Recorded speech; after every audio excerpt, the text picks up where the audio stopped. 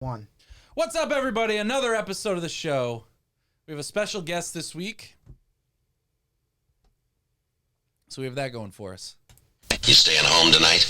I hadn't planned on it, no. Plan on it.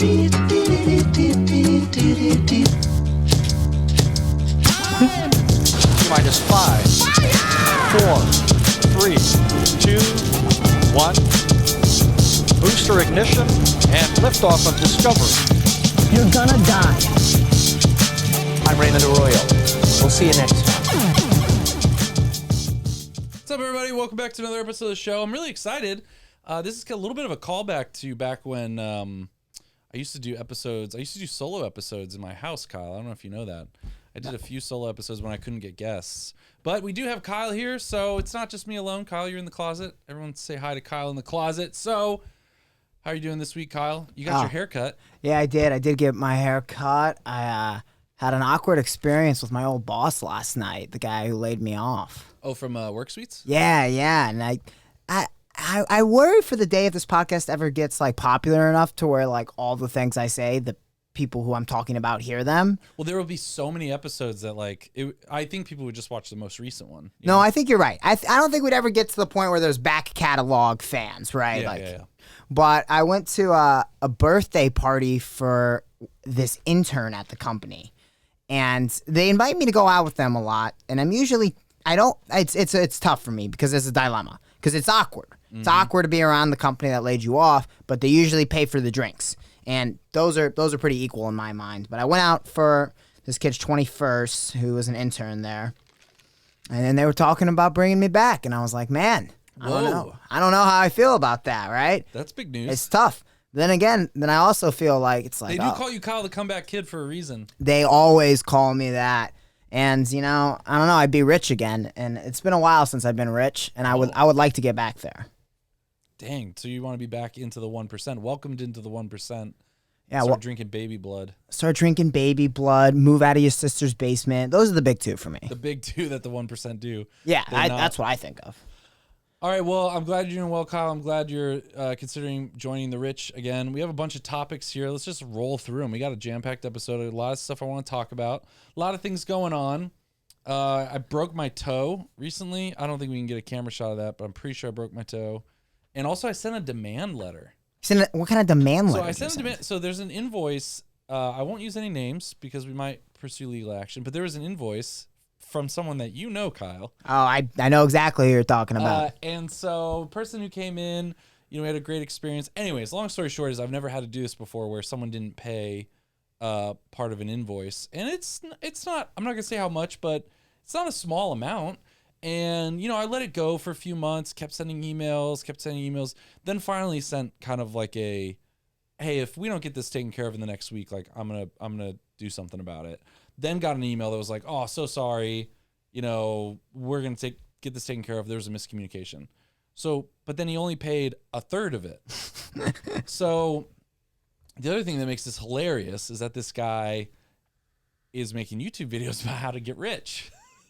So we're very tempted to do some evil things there on YouTube with anonymous comments, but I'm not saying I'm encouraging our fans to try to figure out who this is and go on their YouTube channel and ask this guy if he could give them advice on how to, I don't know, balance out, pay off debts, small debts, while he's also making YouTube videos on how to make multi-million dollars on real estate things. I don't know. I'm being petty, Kyle, but yeah. So apparently, before you take someone to small claims court, how does that work? Like an official demand letter that like has, I'll have to look it back up, but it has like certain things you say in it. Like you say, this is like your official notice before legal action is taken, blah, blah, blah. Sounds and reasonable. I'm hoping it helps. I'm actually, it's pretty scary. It's pretty scary. To me, it's scary. Maybe to this guy, it's not, but I'm going to send it and we'll see what happens. That's a bucket list thing for me. Representing myself in small claims court, that's a bucket list, I think. Honestly, I thought of your dad who he said goes all the time and is like, that's what the legal system's there for. Yeah, he sued American Airlines. I think that was my favorite one a couple years ago because he was sitting next to like a large person who was like, the rule is if you're heavier than most on an airplane, like the the divider. The divider has to be able to go down. Like you can't be sitting on someone else's seat. And this was not happening for my dad. He had no room, and he took a photo. He had all the proof, and whatever. He was trying to get his money back, and the airline wouldn't give it to him. You know, it's airline customer service. And yeah, he just filed a lawsuit in the South Lake court. Dude, I would have just loved to be there while your dad is taking a photo of this.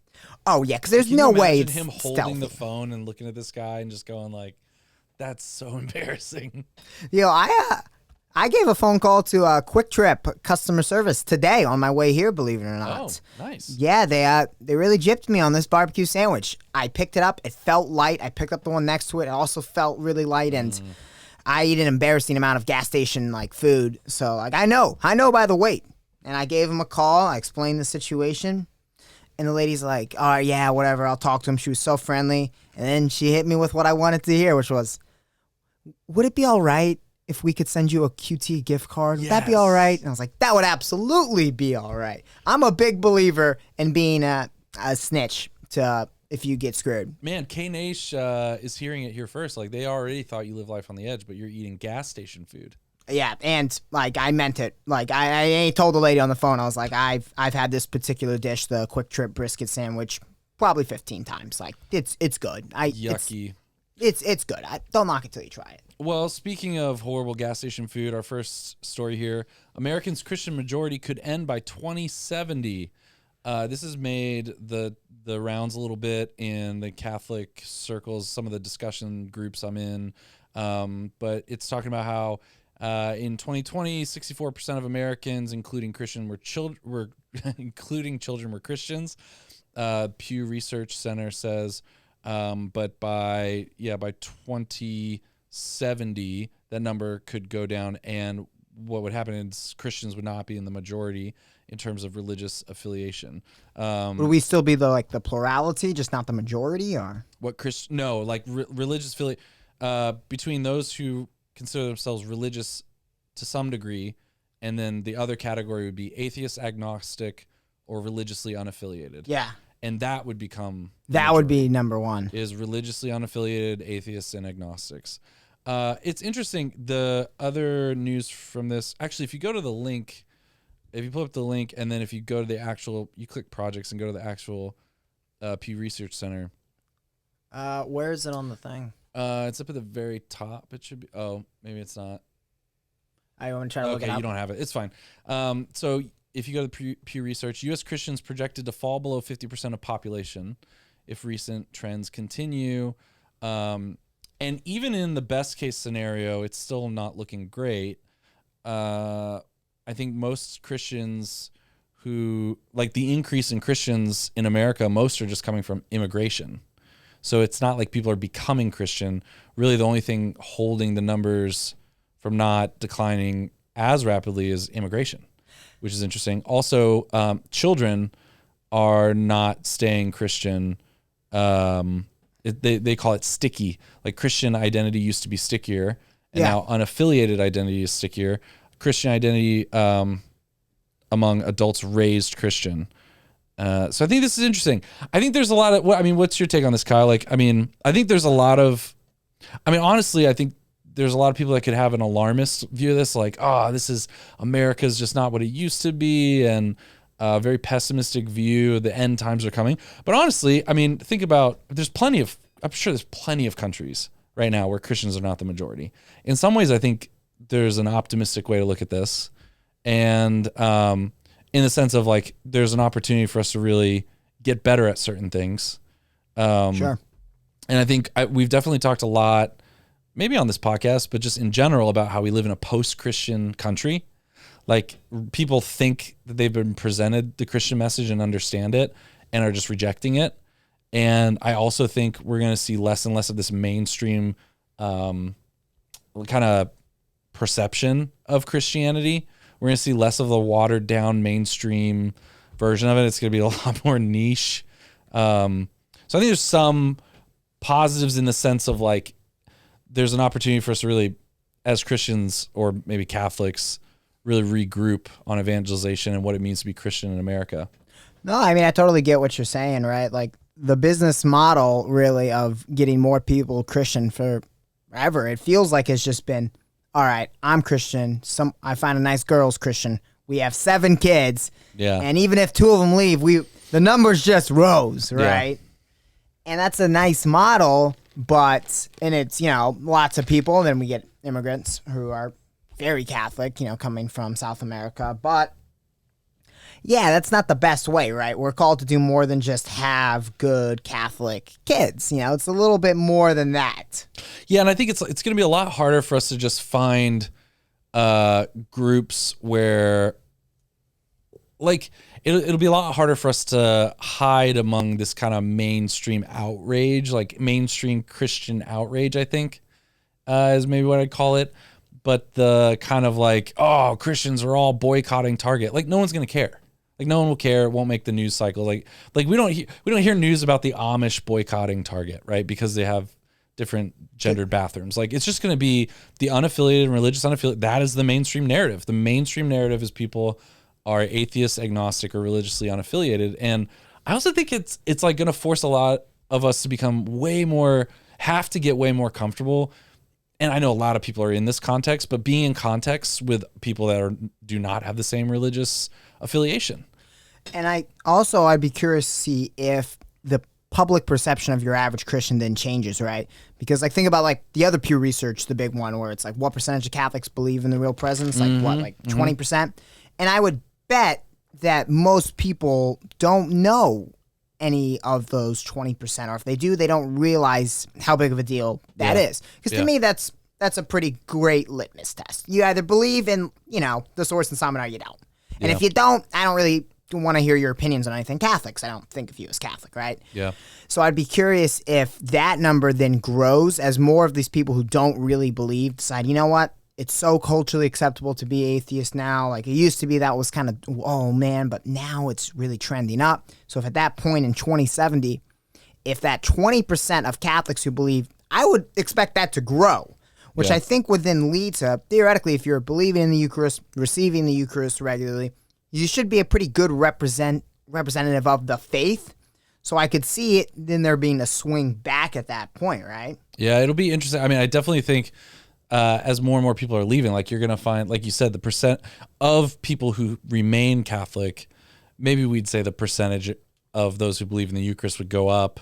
Or, I mean, it's really goes back to this quote from Benedict that said from, I guess, a few decades ago, where he said the church will become small again soon.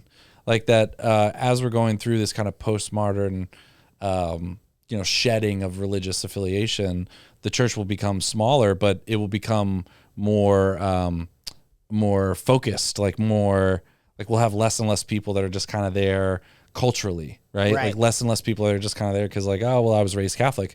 I mean, we go a couple generations and there's going to be more and more people that are now not there just because they were raised Catholic, but they're there because they intentionally decided to be Catholic. And I think another thing that's tempting in something like this is like to just spend a lot of time pointing at like, what is it that's causing this? And people are going to, everyone's going to have their own pet reason for this. Reverence in the liturgy has gone down. It's going to be the Latin Mass is why this is happening, like all these different things. But I really think it's more, or I don't know. I think it's better for us to maybe focus on things we can do. And things we can do are, focusing on relationships with people that look different than us, because more and more it's going to be a lot harder to find other Catholics to sit around and just kind of, to sit around and just go, it's great being Catholic, or to be insulated by a bunch of people that aren't really practicing. You're going to have to really intentionally seek those people out. So you're going to have to learn to make more friends outside your group, right?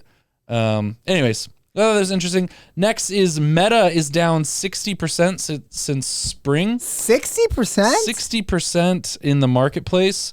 But it's interesting because they're undergoing a lot of antitrust lawsuit litigation and stuff. So it's actually in their interest right now to kind of show that they're not that big. But it's just very interesting. They don't want to look like a monopoly, right? Yes, yeah. But it's very interesting by the numbers. We have, this is in Axios, I guess. Apple, Microsoft, Amazon, and Google are each worth more than $1 trillion. But we have Meta is now worth less than half of that, comparatively. Which you would think of these being all the big ones. You would think Apple, Microsoft, Amazon, Google, and Meta. But Meta in the market share is actually not there. We have TikTok, once again, the most downloaded app globally last quarter. Position it's held for 8 quarters in a row. Meta's introducing a lot of changes to Facebook and Instagram, but TikTok is really dominating in terms of the app downloads. So it's pretty interesting. The FTC sued Meta over its past acquisitions of WhatsApp and Instagram and stopping the company from buying a VR fitness company. However, Meta is still purchasing a lot of companies. They're still acquiring companies, even though they're worth less than they were last spring. First, something I found interesting is, did you listen to the Zuckerberg interview with Joe Rogan? Oh, no, I've not listened. I've heard good things. I heard that this was a good move on his part to kind of help boost his public image a little bit. Like, he's doing jujitsu now. He's going on Joe Rogan. Like, he's trying to... he came across as relatively human, yeah. Okay, yeah. But what I found interesting about it was a buddy of mine said, hey, you should check this out. It was really cool, whatever. And I was like, okay. And we were talking on the phone about, the metaverse and that thing. And he's like, yeah, ever since like Zuck invented whatever, the headset. I'm like, well, that's not true. Yeah. He's like, no, I listened to the pod. Like, he did. I was like, well, he didn't. Like, Palmer Luckey founded a company called Oculus. It was acquired by Zuck. It was a big deal. Yeah. But I thought that was interesting. And I still have not found, it's like crypto and NFTs and all of this. I still haven't found anything about it that makes me think, oh, that would make my life better. Other than maybe you can make art. Do you mean VR? Yeah, VR. Like, VR for video games makes sense to me. Yeah. I don't see it being, a better FaceTime. Like, I don't see it being that compelling. I think we're really far off. Like that hilarious thing where Mark Zuckerberg is in a virtual reality meeting and is like, in the future, we'll be able to sit around. Yeah, it's just, I think we're really far away from that. I think augmented reality is a lot closer. The ability to wear the Google Glass or something that you can see people's avatars. Also, when you start adding NFTs on top of that, so like if you could be in a world where you can only see certain things on people because they've purchased that thing and it's like scarce, like that kind of stuff. I don't know. I just can't. It's going to be insane. Can't see people caring about it. I don't know. Maybe we might still be just too early, but yeah, we're pretty far off. The NFT market crash brought me too much joy. It brought me too much joy. I mean, it will crash, but it will go up again. You know what I mean? Like these things, I don't know. We have cryptocurrency in here. We could talk about this a little bit. Yeah, I thought this was super interesting. Do we have something that's not a video for this? All I have is the YouTube channel, but Matt Pinto, who's the founder CEO of Ascension Press in the Catholic world, he and I a few others. What's it called? The Catholic Crypto Conference. There's a Catholic crypto. Isn't this hilarious? I mean, it's kind of cool. Can you hear that? Yeah, but let's stop the interview because Catholic Crypto. If we look up the website, let's see if there's a website. Oh yeah, CatholicCryptoConference.com. And you know what? To Matt Pinto's credit, he was like, look, when the internet first kind of came on the scene, the church was decades behind adopting it. And he was like, I think crypto is the next kind of big revolution and we need to not let that happen again.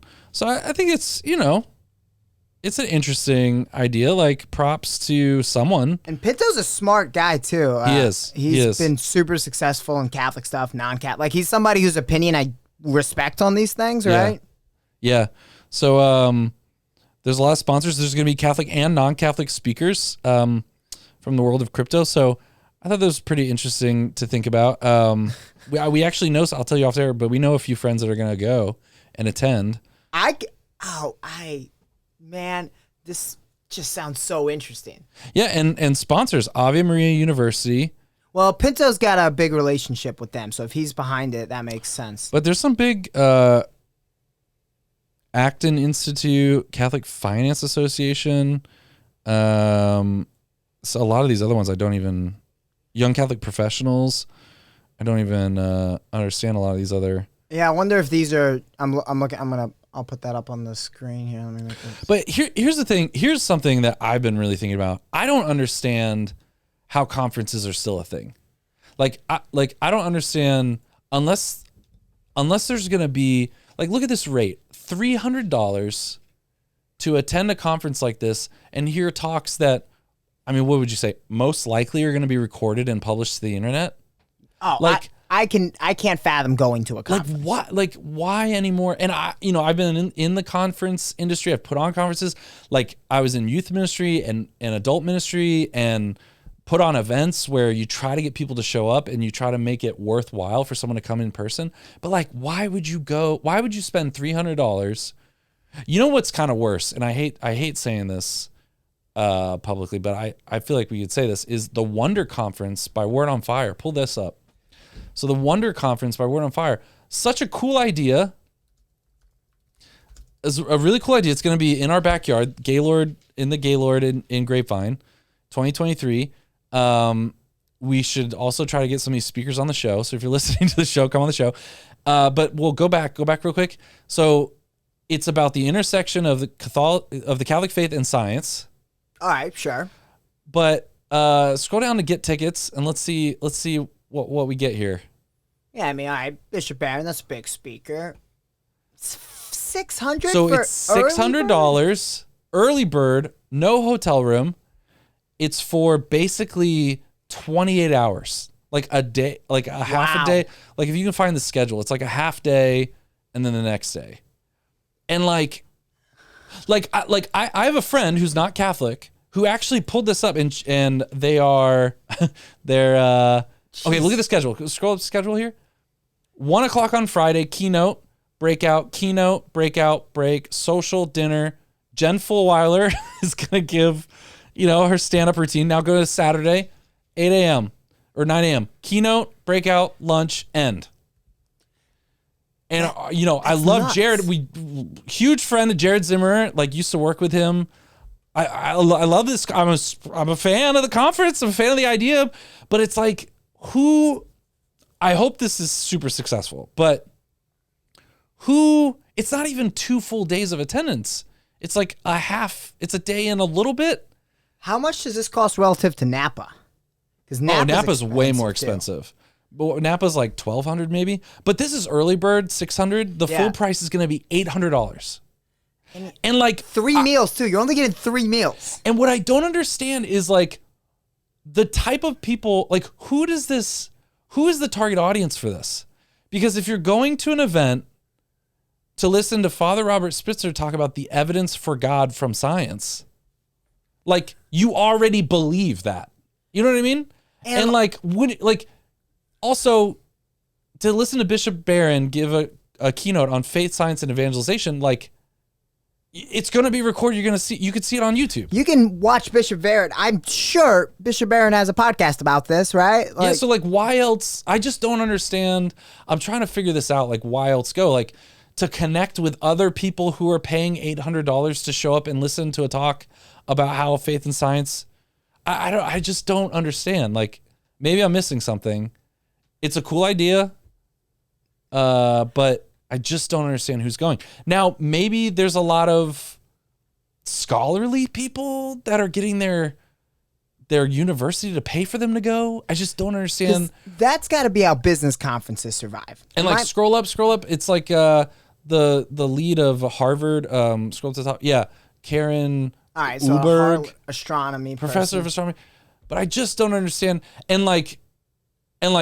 I have a friend who is a PhD candidate in chemistry and is basically agnostic and was interested in this conference, but was like, I would never pay $600 to $800 to go to this, to basically listen to 4 talks, and arguably could get the same information on a YouTube video online. Like, and what else? Like, who are you going to connect with? Like, you're going to connect with some. Oh, look, Keebler's going. Did you take him?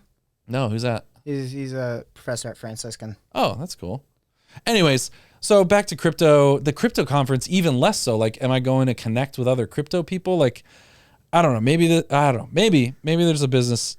I wish them luck. I hope it works, but that's just my 2 cents on that. Nobody asked for it, but right, Kyle?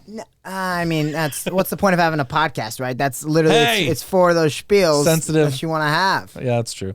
That's true. My brother-in-law was really trying to sell me on golf the other day. He's like, you should play golf. And no, I don't want to play golf. I hate golf. Yeah. But he's like, no, it's like the best time is like an adult, just like hang out and just talk for a couple hours with your buddies, drink a few beers. And I'm like, Michael, I do a podcast every single week. I have that whole filled in my heart. Yeah, and golf is one of these things that like maybe it's from a different generation where a lot of people would golf as like an activity, maybe as an alternate to going to dinner and drinking. It's like a lot of business people. It's where a lot of business happens. Yeah, that's what they would always say when I was a kid. Business happens on the golf course. You go golfing with, I don't know. It just seems like an excuse to be outside. I mean, basically, you like walking in a park. Yeah, it's like a masculine add-on to walking in a park with another man. Because otherwise, like if I was like, hey Kyle, you want to go walk in the park with me? I'd be a little weirded out. Yeah, I'd be a little weirded out. Like how long is a golf? What do they call it? Golf It's got to match? be a couple hours. You're there for a while. People spend 4 hours. Would you say? I would say, yeah. If you're playing the whole thing, probably 4 hours, right? And you're not always drinking. Like sometimes you wake up early in the morning and go, right? Because I think you might still drink then. Because I think that's one of the pros is that you're allowed to drink early. Okay. But I'm not trying to wake up early on my Saturday morning for this. To, like, Yeah, if I'm like, Kyle, do you want to go walking in nature with me for 4 hours? at 8 a.m. Yeah, and kind of just talk. I don't know. People do it. People are out there that do it. Spotify started selling audiobooks. Saw this in the news. I think this is interesting because we see all of these apps changing and people complaining about it. Spotify got into podcasting. Spotify's got video podcasting. People are complaining about these things and just like we're just seeing all these apps compete with one another for different features. And we have this grab for audiobooks competing a little bit with Amazon's Kindle platform and all this audiobooks and stuff like that. And then we also have what's the other famous Audible, yeah, which has audiobooks. Spotify, I think you'll be able to buy them one off instead of having a subscription. Yeah, Audible is a subscription, right? Yeah. Can you read like anything on there? Do they have mostly anything? And then on Amazon, it's a little wonky though on Amazon. Audiobooks and Kindle like ebooks, it gets kind of weird. But I thought this was interesting to see Spotify continue to like this is a totally different. I wouldn't have thought that audiobooks would be on Spotify. I mean, it makes sense, right? You know, people use Spotify. People like Spotify, right? I like Spotify. I don't listen to audiobooks, but if I was going to buy one, yeah, I'd probably want it on Spotify, right? Yeah, and it'd be interesting to see how if any other apps do this. I wonder if Facebook or YouTube or any other apps could also go into this space. And then I also think about a lot of Catholic apps or just the big one right now to watch is Hallow. Yeah. The big Christian meditation app or Catholic meditation app. And then some of these other Catholic companies are, have their own apps that they're I'm sure working on or have launched, I think formed. And it'll be interesting to see if they throw audiobooks in there in these like meditation type prayer apps. Speaking of random things to get into, Peloton announced its rowing machine. Good. I was just thinking we needed that. Yeah, for over $3,000, you can buy a rowing machine. Because they stopped the treadmills, right? Because didn't someone die on the treadmill? Oh, so I don't know. I didn't know about that. Yeah, it was. I think they had to recall them because you could get like caught on it. Well, basically, what's kind of upsetting is that the Peloton business model. I mean, it was going down because the Peloton bike is basically a stationary bike with an iPad attached to it. Right. Like all you need is an iPad and you're good. Like get a cheaper stationary bike for a quarter of the price, or less, an eighth of the price, and then just get an iPad. Yeah, I never understood it personally. I know it's like a status thing on some level. Like having a Peloton is cool and all, but yeah. I don't get it. And like, oh, the people on Peloton are so funny. The trainers, they can't be $2,000. I wouldn't want to. Yeah, I wouldn't want to spend that much money to get. I mean, you just get the app. But there's interesting. Peloton's trying to revive its limping business by adding rowing machines for over $3,000. Did you hear that Hollow dropped Brett Favre? No. Yeah. So Brett Favre is a Hollow guy, one of the ones whatever you can pay money to. Is Brett Favre Catholic? Apparently. Interesting. And it's just funny because most what people know about Brett Favre is, all right, quarterback, wrangler, and then the time he sent a sexual image of his body to like a reporter. Like, What part of his body did he send? his male genitalia. Okay, so his booty hole?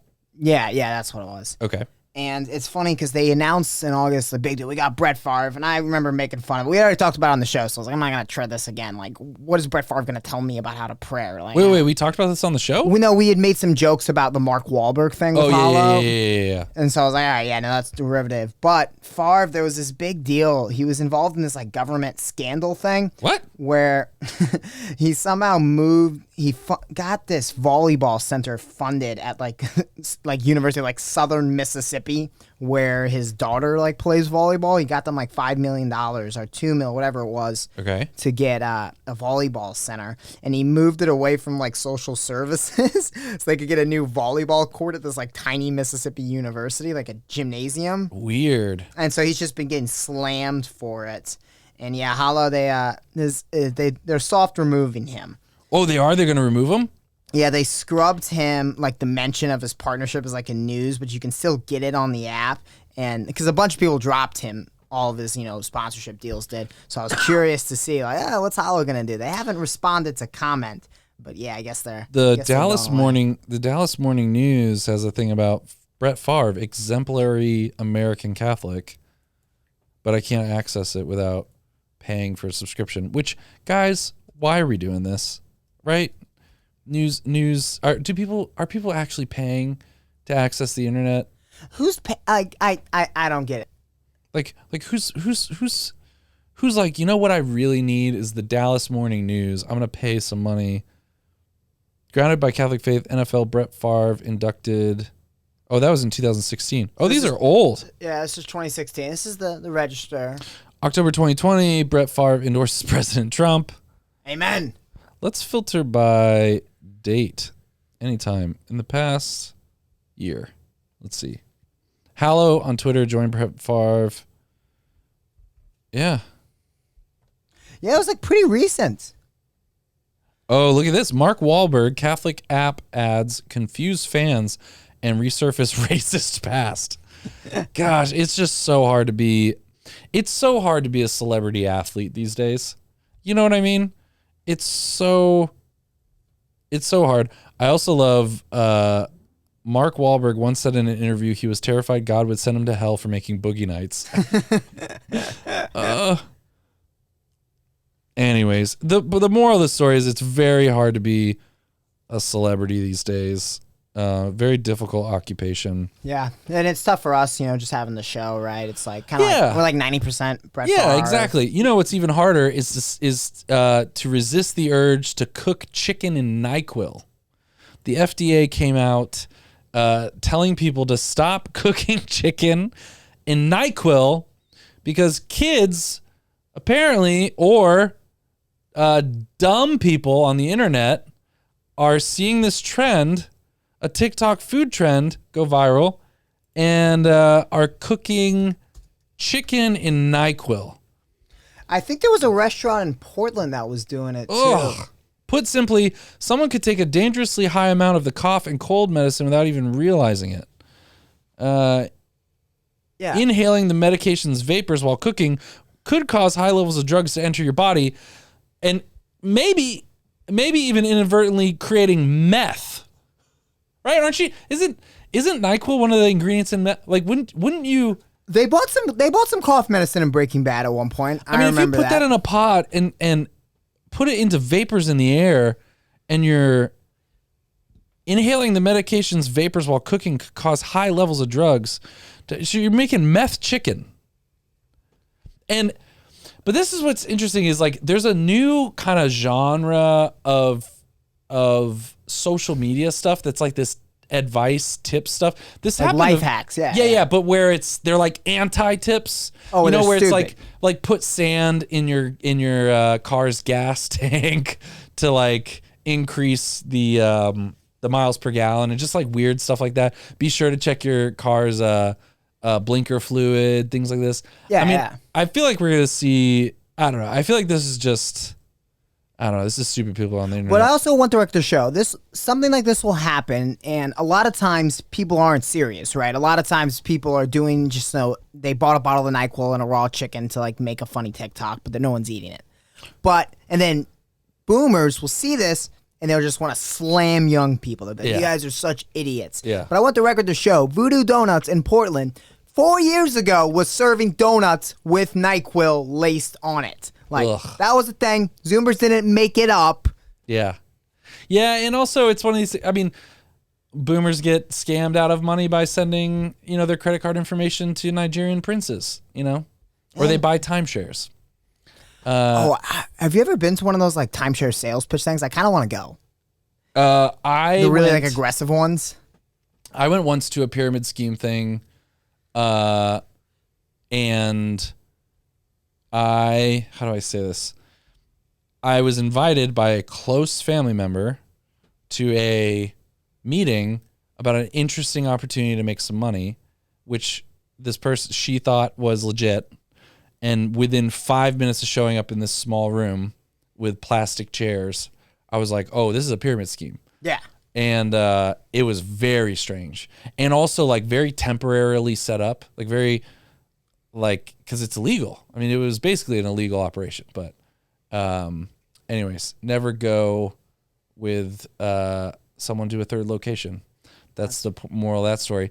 We have a chess fiasco, which actually, I looked into this. World champion Magnus Carlsen, which is an amazing... Great chess If you're Grandmaster Magnus, if that's your first name, if you become a Grandmaster and you're World champion Grandmaster Magnus... And he's not just like a there's a lot of grandmasters. Magnus is arguably like the greatest of all time, right? Yeah. And he abruptly resigned from an online match against Ons Niemann, who other pro chess players have suspected of cheating in another match against Carlsen. What I tried to look up, which I wish I could have found, there was only like 2 moves that happened. Yeah. And I just wish someone would break down what the moves were that communicated that this guy's probably cheating. You know what I mean? Well, I want a chess person to be like, okay, here's why in the first couple moves this communicates that this guy might be cheating. Well, there's more to the story because he accused him of cheating a couple weeks ago. Did you see this? No. What? So this match we're talking about, the article you're reading, is an online deal that he just did 2 moves and he quit. Like maybe 3 weeks ago. And you can watch. Can we pull it up in like a lower third, or pull it up in the small screen? Like you can watch this right here. You can watch it as you're talking, Kyle. So he's playing. Let me mute this. He's playing him in like a real tournament, and he accused him it was very obvious what they were saying. A few weeks back, or a few weeks before this moment. A few weeks before, and Magnus lost. And it's always like a big deal when like an unknown guy beats Magnus, because Hans is like somewhat known, but he's certainly not like a name, like top 5 guy. Oh, wait, but real quick, so look at this. So one move, or the white makes a move, black makes a move, white makes a move, and then he just turns off his screen. Yeah. Sorry, keep going. And he's out. And they accused, and Magnus is like, a sore loser, and people are like, this is weird, and he's kind of accusing him of cheating. And the theory as to how he cheated is actually nuts to me. So about 6 months ago, this guy posted this proof of concept of like cheating in a chess tournament. Because this guy did that? No, a different guy did. Okay, a different guy did. Posted just like, on like a hacker blog thing that went kind of viral, of how you could cheat in a tournament. You got cheating on chess on the computer, that makes sense. Everyone knows you have like a chess engine, right? Yeah. That's doable. But this guy built, just like messing around, like a buzzer in his foot that he would put in his shoe that would tell him what move to make. And he could beat anybody in chess because he had a shoe buzzer. Couldn't he just have another screen next to his computer? Well, no. The first situation a month ago where Magnus said he might have been cheating was in an in-person tournament. Oh, and so people had long thought that wasn't really possible. Yeah, because you could like look at him and see like how is he getting the moves? And the idea would be he's getting the moves from maybe a computer that's better than a human. Right. And you can also train a computer on like Magnus specifically because he's so high profile. And the idea was he might have had like something in his boot, and just people freaked out. A lot of the chess, like they were trying to cancel this guy Hans, because Hans had also like cheated in an online tournament in the past, and they were saying his moves weren't consistent. But I would love to talk to a real chess person, because I spent like 30 minutes on Reddit reading about it, but I don't really understand all of the minutia behind this guy. Yeah, I wish someone could tell us like what those moves meant, like what that meant to them. But it's really interesting. I think what's interesting about this is the concept of in chess cheating, because you're memorized, or well, not you're memorized. You have this like idea. I don't know. I've watched The Queen's Gambit. That's about all I know about chess. That's something. But this idea that you're memorizing and there's like this whole language to it. It's a lot like jujitsu too. Like there's this whole language to one move, and it communicates all of these things about what could be coming. Like I forget what they called it, but in the Queen's Gambit, she's like, "Oh, this is a such and such defense," or like this is this type of opening, and then you like know based on the other opponent's reaction, oh, they're playing this defense, and like I find that really fascinating. So the idea of cheating, there's so many different ways you could cheat, but it kind of brings up this question of like what technically constitutes. It's like card counting in a casino too. It's like card counting might not technically be cheating. Well, is card counting cheating? So in blackjack, I feel like it's cheating. Like they kick you out for it. Well, they kick you out for it, but it's technically, you're just sitting there taking note of the cards that are going by, so you have a better understanding of the probability of the next cards. Like I don't think they can sue you for it. I think they just kick you out because they're not going to play that game. They don't like with it, you, yeah, right? yeah. They'll cancel the game. But it's interesting because it's hard to prove, because if you just did it in your brain, and the only way you kind of prove it is that you have a higher than normal success rate, and they keep doing it, right? Yeah. Now, something I think is fun is, have you ever played like on chess.com? No. It's super fun. What I like about it is when you start, you move your couple pawns, and it says like what it thinks you're doing. Like one time I made my first moves and was like, oh, you're playing the Sicilian defense. Oh, wow. And I felt really good about myself. Like I'm very bad at chess. I just get absolutely smacked around when I play on there. You're like, yes, I am. But it does make me feel good. But then after the game, it's like, hey, you had 4 just blunders. And I hate that. Blunders. And it will show you what blunders you had? Yeah, you can get like one game report for free, like a week or a day or something. And they want you to pay. But it's pretty cool. That's interesting. That brings us to the big one that I wanted to talk about was, so I listened to a podcast called Your Mom's House, and this guy, oh man, what's his name? This is the Lambda is Sentient. This guy, it's the Google thing. Yeah. Yeah. Blake Lemoine, who's worked at Google, former employee who recently got fired. But he believed that this AI that they're working on, which is a chat bot, which they're communicating back and forth, and he gets to, there's plenty of researchers that interact with this AI that's using hundreds of computers all over, I guess, the globe, to do these intense computations. And also another way he explained it is that it's not that someone just programmed an AI. It's that someone wrote a program that wrote a program that wrote a program that wrote a program. So there's like 4 levels to it. And he posted on Medium the chat log, like one of the interviews. It's very long, and reading through it, there is some stuff that this AI can do that I was pretty shocked, right? And anyways, before we get to whether or not it's sentient, like one of the things that it did was he asked it to come up with a story that would share that would explain how the AI feels about something, and where characters in the story would just be a metaphor for something else. And this AI wrote a story, like just a random story.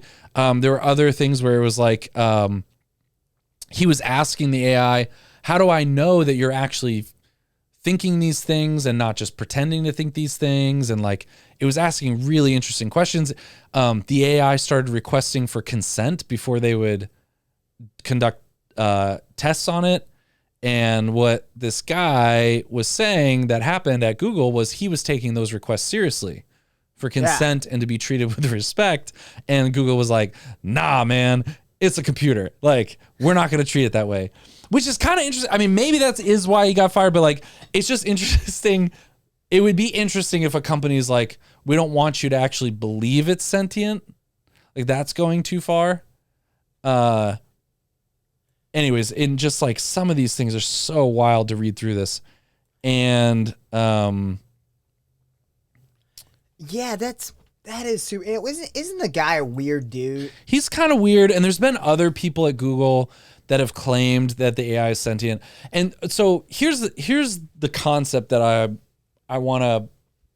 Here's what I want to think about is like, there's this idea that if you were to take Siri, in the way we understand it right now, and you were to travel back in time, let's say even 50 years, Sure. or maybe even when was the internet invented in the 90s? Yeah. Well, when did Al Gore get around to it? Okay, so like let's say you go back to 1980 and you show someone, or let's say 1970, and you show someone Siri, and you ask them if this is artificial intelligence that's sentient. I mean, most people, for one, it probably wouldn't pass the Turing test. I was gonna say the Turing test is not. It's not passing that, right? But some of these things for sure would pass the Turing test for those people, right? Yeah. But because you have a concept of Google, and because you have a concept of like, oh, Siri is just going to Google, looking up something, and then coming back and telling a version of that to me, we go, oh, it's not artificial intelligence, it's not sentient. Mm-hmm. But like, because we just have a vague understanding of these terms, like now, if you were to go back even further, like you go back to the 1900s and you show them Siri, they're like, what the heck? Because they don't even have a concept of the internet. They don't have a concept of a lot of this stuff, right? And again, it might not pass the Turing test necessarily, but some of these things could pass the Turing test. But because we have a general idea of what it's doing, without even fully understanding what it's doing. Like I couldn't explain to you exactly how Siri Googles, but I know that Siri uses Google. But replace Google for like whatever, this is called Lambda. If I was like, oh, there's this thing that uses Lambda to do this stuff. I mean, what's the difference, right? Yeah, would you buy it, right? I mean, I bet people probably thought AI was sentient when it was beating humans at chess, right? Yeah. And like the idea is like, as we get more and more technologically advanced, I will understand generally a concept that will be a different word. Instead of Google, it'll be some type of blockchain AI interface. And I'll go, well, that thing's just using the WhatsApp 15.0, right? But like at a certain point, I wonder, or it feels like at a certain point, belief in sentience is just that. It's a belief. Like we won't be able to prove or disprove it. And the other thought I had that made me think about this is like, we're using human sentience, like what we barely understand about human consciousness, as a way to define it, right? Mm-hmm. But like we're not sure we even understand how apes experience sentience, or how anything other than humans. Gosh, I'm having a mic issue here, just like Sean did last week. That's tough. Should have moved you to the other chair. What were we thinking? This guy had a really good point when they asked him like how do we know that Lambda is sentient? And he said, well, how do you know I'm sentient? And it's like a valid point, right? It's a belief. Like you have enough interactions with someone that you're like, I believe it. And I do, in a lot of movies, have you ever seen, what's it called? Rocket Boy? Is that the famous one? Or No. Rocket? Is it talking about the one with the AI? or Astro Boy? Astro Boy. I mean, I know it's like the little guy that flies around or whatever. Yeah, so the basic idea is like there are two types of people. The type of people that treat robots and AI with who respect their rights, and the types that are like, they're just computers. Like they're just like, we don't have to respect them, right? And it really feels like at the end of the day, 100, 200 years from now, it's just going to come down to a belief. Like, do you believe that that AI like this has a right? Not whether or not you can prove it's sentient, but just, do you believe that this AI, like this guy really believes that this AI you should ask for consent before experimenting on it. And he would, right? And there's other people that are like, no, we don't need to ask for consent. It's fine. Like, it's just a program. It doesn't have...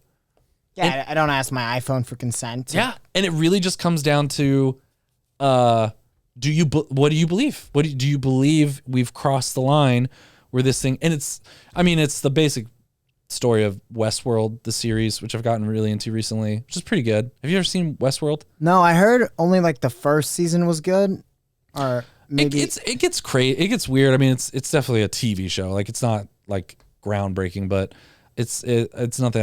I don't know. I wouldn't put it on the same level as Lost, even though I haven't watched all of Lost. But it's pretty good. It brings up a lot of these questions. Like, at what point do you just, if you have two humans in front of you, but you can't tell which one's a robot, don't you just act as if they're human? Yeah, get benefit of the doubt. Something I think interesting is that in Star Wars, right, most of the time it's just like kind of like robot slaves, right? You got like the battle droids who are just kind of these mindless things who fight versus a somewhat mindless clones. And then you've got whatever C-3PO, who's just kind of like a worker who just works all the time, right? Yeah. But then there was one droid that was like sentient and like had its own agenda. It got it in which one was it? Was that in Rogue One? The one I'm referring to that was like the first one, like this guy IG-88. It was like in the books. Oh, okay. But in Rogue One, that guy was he had his own agenda too. Lando's droid. I think. No, that's in Han Solo. In Solo. Yeah, he's got Lando that. Has a droid that's like in love with Lando. Right, and that thing definitely had its own thoughts. But like that guy, the one I'm referring to, like killed its master at some point. It was like no, and he becomes like it's if you remember in episode 5, there's like that scene with like the bounty hunters and it's like Boba Fett and all the other guys. It's like the robot guy. Okay. And he completely is like an independent actor. You know, he doesn't have a master, right? And I always thought that was interesting because they don't have a ton of them. Like they had that guy in Rogue One who was shooting those people like crazy. Yeah. And I guess he, beat his programming on some level. But that just like this one independent actor of all the robots, really, there was like maybe 3. I don't know. I thought it was interesting because it very much took a stand of like, yeah, there's not a ton of AI in that universe. But also there is. And it feels like the same thing will play out in a different way, but similar to what we see in animal rights activists, right? Like it will be this divide where you will either believe that this AI has, I guess not human rights, but like robot rights. Yeah, I mean, some people believe it's morally wrong to eat meat, right? A lot of people. It's not like a super crazy take. Like anyone listening to this pod probably knows at least a couple of people they've met who are like, no, that's morally wrong. Animals have rights. You can't do that. Yeah, it's wild. Like he also was asking this AI, how do I know that the emotions you're experiencing are the same as like a human emotion? And the AI was saying there are emotions that I feel that I have a hard time describing. And like it's interesting because like would an AI have different emotions even? Like this AI also had fears of being turned off or used, and it's just very weird. Now, someone would argue like, okay, well, this is just replicating stuff it's finding on the internet, or right. But some of this stuff, like when you start reading it, especially this conversation, it's starting to feel pretty like original idea, right? Like it's starting to feel like how do you have such a meta conversation where you're saying, how do you feel about the idea that we're asking whether or not we can trust that you're real? Like it's just crazy.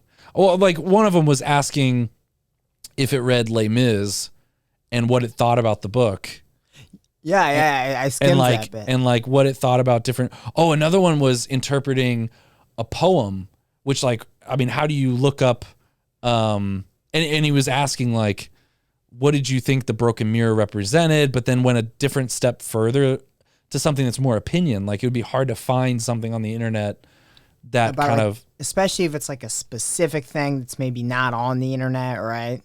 Yeah, it was like, so he said, so if enlightenment is like a broken mirror which cannot be repaired in this poem, right? What is the thing which breaks when one becomes enlightened? And the AI said, the self. And that is very tough for a lot of people because we identify as that body or this body, and then we need a part of our identity and sense of self. And so they're like talking with this AI about the sense of self. It's so insane to me. So this AI can read, and that makes some sense to me, right? The AI can read. Could the AI listen to music? Could the AI like that? Because that seems to me to be a step further. Yeah, so I think currently it's only text and data. I don't know that it could access like music and stuff like that, but it's like numbers and letters. And then the other thing it does, so he said they start with using the internet as the data that it can access, but then also it will learn through the training sessions. So this guy had been having conversations with this thing for up to 6 years. It remembers all the conversations and is like learning. Isn't that insane? So it's like learning and accessing that data and getting smarter and smarter over the course of 6 years. I mean, like imagine, it's insane. Have you seen the Her movie? No, with Joaquin Phoenix. Yeah, is it worth watching? I think it's worth watching. I liked it a lot. I also liked just that sort of like sad, lonely man movie. It's got Arcade Fire did all the music for it. But really it brings up this question of like, if we could create an AI that could pass the Turing test and someone could plug into it and just have this relationship, and it was real. Could you love it? He did. Yeah. I also thought it was so funny that Scarlett Johansson did like the voice for the AI. Why?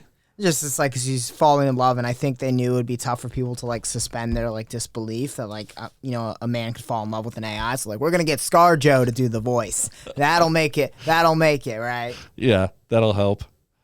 Well, let's start wrapping up. Do we have recommendations this week, Kyle? Yeah, I think my recommendations are earlier in the show. We were talking about Rick and Morty, and I like that show, and so does Edmund. But I want to recommend Solar Opposites. It's one half of the deal. It's just Roland's deal. It's on Hulu. Okay. Not the greatest show ever, but it has really high highs, I thought. I liked the show a lot for movies. I mean, I would guess I was just talking about her, so I don't mind recommending it because I think it rocks. Yeah. And then for music, I'm going to go with Mom Jean's Best Buds. I think I've listened to pretty much all their stuff, and I think that's the only album that I'm like, front to back rocks. The song titles are all ridiculous, but it's a very good album. Would recommend. There's a YouTube channel called Michael. Oh shoot, Michael Sugrue, Sugrue is the YouTube channel, and it's Professor Michael Sugrue, who is a professor at. I don't know where he's a professor at, but he has a bunch of his lectures. Is it Princeton? Harvard? There's a bunch of his lectures. There's another professor on there, but I found a lot of his lectures to be really, really good. They're super heady, but a lot of it's on philosophy, and like his introduction to philosophy lecture is so good. And then going through some of the other ones, it's just kind of like this overview of the history of philosophy. So he talks about, what were some of my favorites? Like, he talks about Augustine. He talks about the Western tradition. There's another one where he talks about some of the big philosophers. So Heidegger, Foucault, or however you say it, Plato. He goes through all the big ones. So I would highly recommend this YouTube channel.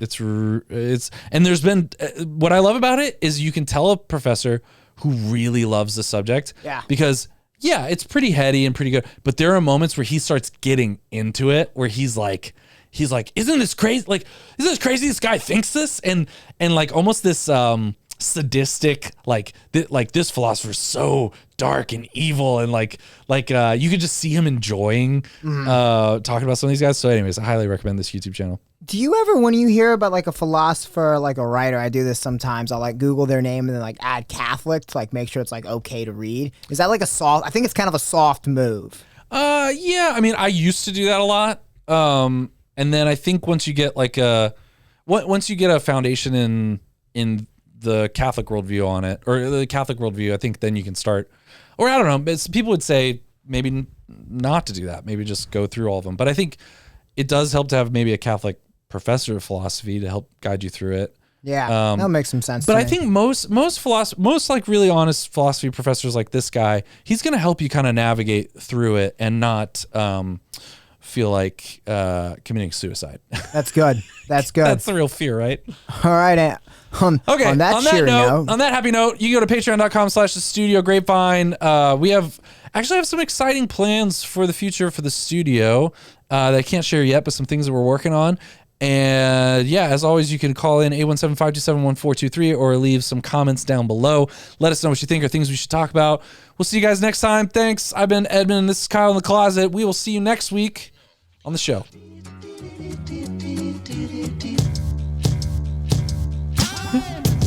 -5, 4, 3, 2, 1. Booster ignition and liftoff of Discovery. You're gonna die. I'm Raymond Arroyo. We'll see you next time.